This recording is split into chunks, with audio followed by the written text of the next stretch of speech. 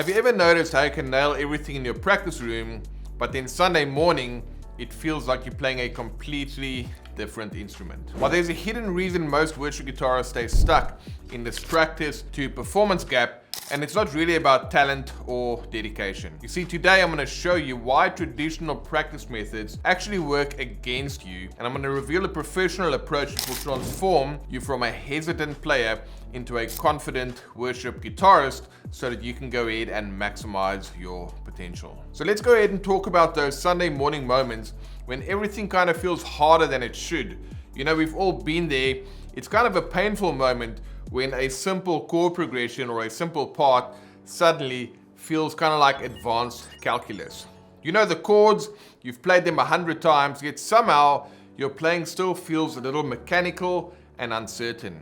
And worst of all, the more you think about your playing, the more likely you are to make mistakes. And when you're so focused on your fingers and everything that you're trying to do on a guitar, you can't really focus on the worship because your mind is kind of working overtime as it's constantly paying attention to what you're playing, number one, and number two, trying not to make any mistakes. But you know what? Here's the truth. This struggle really isn't your fault. It just comes down to 3 critical mistakes that most worship guitarists make when it comes to practicing. I know that because I used to make these mistakes myself for years, and when I was able to address these, I could see massive progress, and so did my students. So mistake number 1 is what I call the practice avoidance trap. Now you might think that this is just about not practicing enough, that you just need to spend more time with your instrument, but really there's something deeper that's happening. You see, when we avoid practice, it's often because deep down we kind of know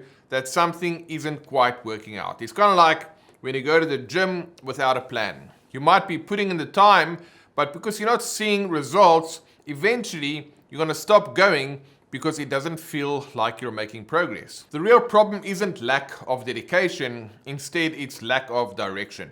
You see, without progress, no matter how hard you try, your motivation will eventually fade, and then that practice guilt cycle is going to continue on. The second mistake is what I call the parrot problem. Just kind of think about the difference between a parrot, you know, that can say a couple of sentences, and a real person who can understand a language and communicate with you. You see, the parrot can perfectly repeat some phrases, but it just can't have a real conversation with you. Learning a song note for note is kind of like memorizing travel directions without understanding how to read a map. The moment something changes, whether it's a new key or a slightly different arrangement, all of a sudden you feel lost. Now add to that mistake number 3, which is what I call incomplete practice. This is where many of us fall short. Even when we're working on the right things, we might practice a progression in one key or in one position and at one tempo, but then Sunday morning can kind of throw us curveballs when there's a key change, when there's tempo shifts, when the arrangement is being updated, whatever the case may be. So the reason there is people not practicing in the way that they're actually going to be playing on Sunday. So those are the 3 mistakes that worship guitarists make in their practice session. So how do you fix this? What is the solution? Well, it's really all about building the right kind of muscle memory. Think about driving a car. When you first learned how to drive a car, you probably had to use every brain cell to really focus on what you're doing, when to do the gear shifts, how to use your pedals, your indicators, looking at traffic, whatever the case may be, and really everything was put into driving the car and not crashing. But now, if you've done that for a couple of years and if you can drive, you can probably navigate complex traffic while having a conversation. This is all just kind of second nature. That's kind of the musical confidence that we are after, where your hands just know what to do, but instinctively knowing what to do and really freeing up your mind to focus on worship. So that is muscle memory, when we can perform these actions without thinking. Now, the way that we go ahead and achieve that muscle memory and the motor skills required to kind of play without thinking is really all about context-based learning. You see, professional musicians, they don't practice random exercises, they practice real musical situations so that their practice and their performance can actually line up. And therefore, they don't have this practice to performance gap because they practice the way that they're going to go ahead and play. And in the same way that you wouldn't learn to drive in an empty parking lot forever, you shouldn't practice in isolation away from real worship context. So people either play along to recordings of the songs that they're going to play on a Sunday. That's great, but it can give you kind of a false sense of comfort because everybody on the album and on the recording, they're all playing the right parts at the right time.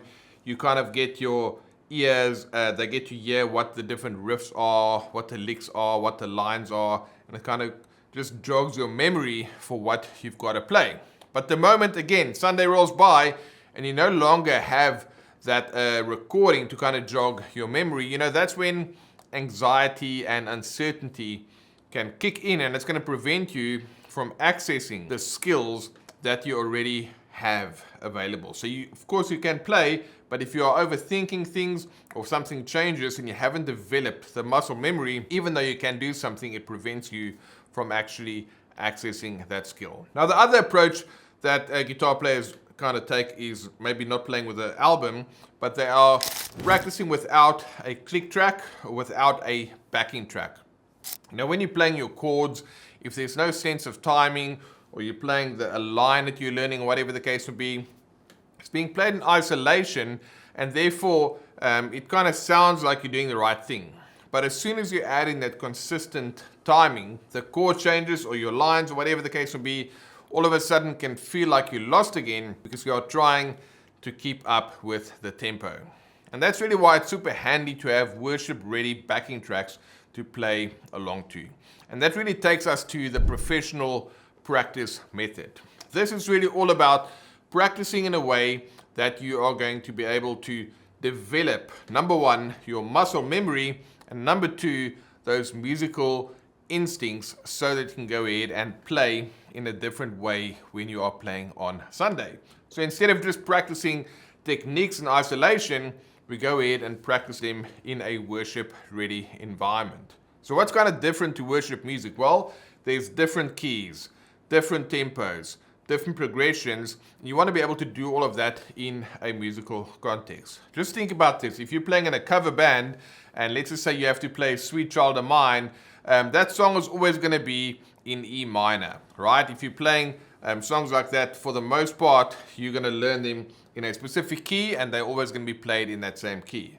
But when you do something like Lion and the Lamb in church, the different vocals, different vocalists and different worship leaders, they'll go ahead and play those in different keys. So you need to be able to play the same thing in different keys at the drop of a hat. So what I might do is I can take a progression, and then I can take a specific type of voicing that I want to learn or work on to kind of drill it into my muscle memory.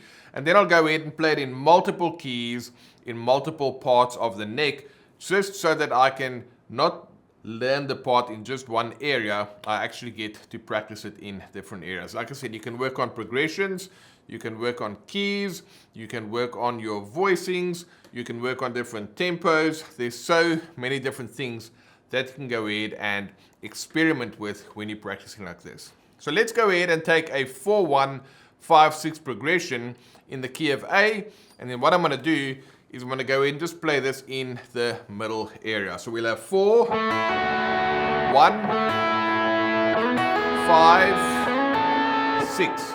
Of course, I could have played this here. 4, 1, 5, 6.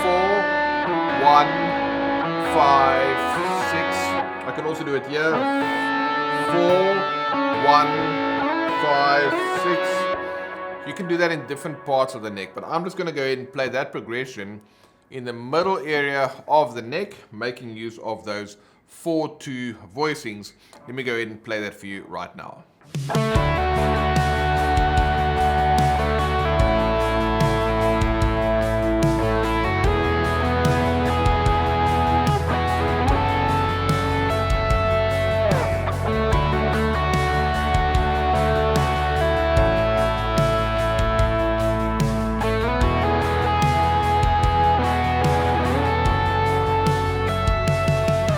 So now let's take that same 4-1-5-6 progression. We'll use the same type of voicings, But this time we're going to play it in E, and we're going to do it in the same part of the neck. So we're going to go 4, A,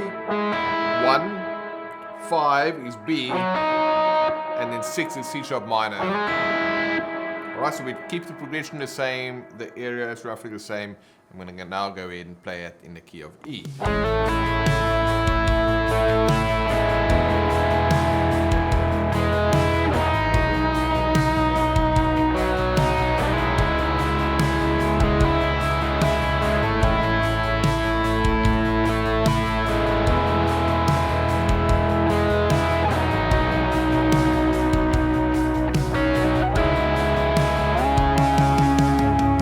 Now let's go ahead and play that exact same thing in G. So we're going to do 4, 1, 5, 6.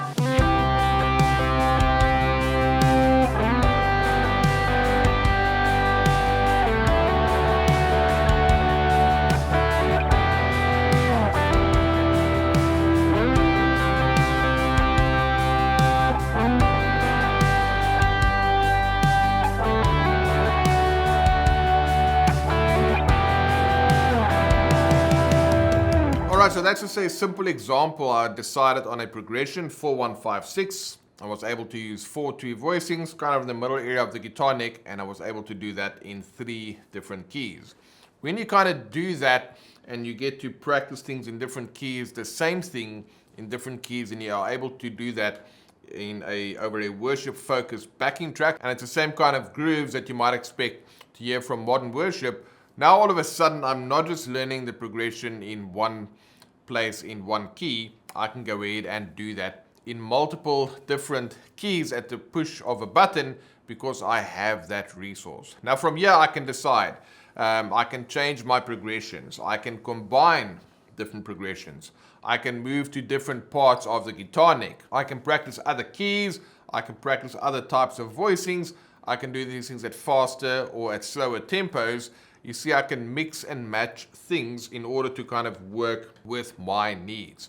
That's kind of what happens if you just go to the gym and you try and use somebody else's exercise regime or plan. That might not work for you because someone else is going to be either fitter or not as fit as you, or stronger or not as strong as you. So you kind of want to find that Goldilocks zone where it's just the right thing for you. And when it comes to guitar, it's even way more complicated than kind of doing something else in life, because you've got different skills, different amounts of potential, different experience with the guitar, different songs that you have to learn. There's so many variables. So in order to kind of just take an existing practice plan, or even if you try and follow things that are common for blues or rock or whatever the case may be, it might not translate that well to a modern worship setting. So having an approach like this, along with handy resources like these backing tracks I've just showed you, you can be way more intentional and deliberate with how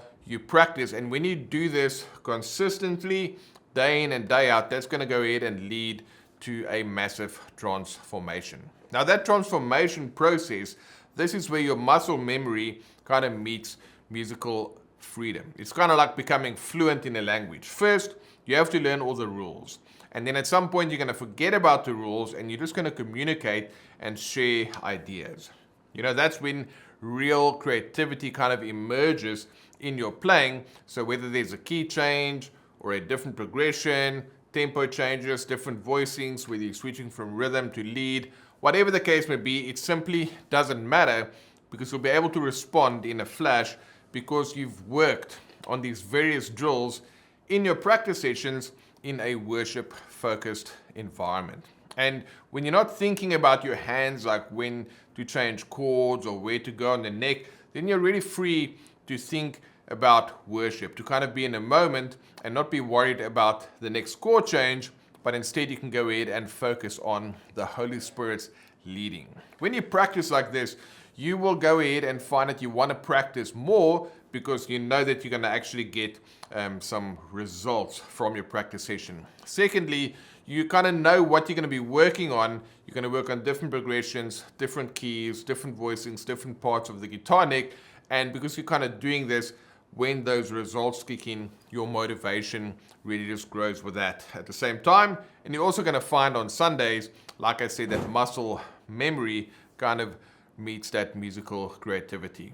So if you're ready to kind of transform your practice time into some real Sunday morning confidence, then what I've created for you is a set of backing tracks where I've basically taken everything that we've talked about today and I've built that into a complete practice system that's already helping thousands of worship guitarists across the world and play with more confidence every Sunday, because the way that they practice kind of lines up with what's happening on Sunday. So if you want to find out more about that and get a resource like that for your practice sessions, just go ahead, check out the link in the description to discover the exact method that I'm using to prepare for worship on Sundays and to kind of develop my worship guitar skills. When you get that pack, you'll get professionally produced practice tracks with worship focused progressions, along with a step-by-step system that's going to build some real confidence in your playing, the kind of confidence that will show up on a Sunday morning when it matters most. And remember, doing this, it kind of shortens that gap between your practice and your performance, because it's not about talent, it's really just about having the right approach to practicing so that you can get that muscle memory dialed in and working for you. So let me go ahead and show you how to bridge that gap starting today. Just click the link in the description to pick up your copy today.